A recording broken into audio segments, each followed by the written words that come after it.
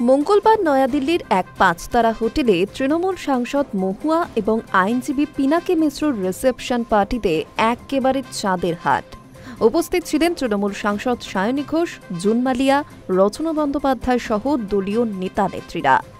পেশায় রাজনীতির জগতের মানুষ হলেও মহুয়া স্টাইল স্টেটমেন্ট বরাবরই নজরকাড়া। রিসেপশন পার্টিতেও তার ব্যতিক্রম হল না। লাল শাড়ি এবং সোনার গয়নায় সেজেছিলেন তিনি। পিনাকি মিশ্র পরেছিলেন সাদা ও লাল কম্বিনেশনের ধুতি পাঞ্জাবি। দুজনেরই এটি দ্বিতীয় বিয়ে। দুজনই রাজনীতিবিদ, দুধে যুক্তিতর্কের মানুষ। চরিত্রের এমন সাদৃশ্যই বোধহয় তাদের এক হওয়ার অনুঘটক ছিল। ছিমছামভাবে বিয়ের অনুষ্ঠান হয়েছিল। সাক্ষী ছিলেন শুধুমাত্র ঘনিষ্ঠ ও বন্ধুরা। তবে রিসেপশনে একেবারে এলাহি আয়োজন। তৃণমূল সাংসদের পাশাপাশি অনুষ্ঠানে উজ্জ্বল উপস্থিতি দেখা গেল কংগ্রেস সংসদীয় দলের সভানেত্রী সোনিয়া গান্ধীর। হাজির ছিলেন কংগ্রেস সাংসদ সুপ্রিয়া সুলেও। রিসেপশনের ছবি পোস্ট করে দম্পতিকে তাদের আগামী জীবনের জন্য শুভেচ্ছাও জানান তিনি। রিসেপশন পার্টিতে উপস্থিত ছিলেন তৃণমূল সাংসদ জুন মালিয়া, সায়নী ঘোষ সহ অন্যান্যরা। অন্যান্য আমন্ত্রিতরাও ছিলেন।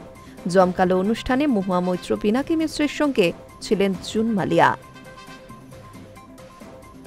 High News network.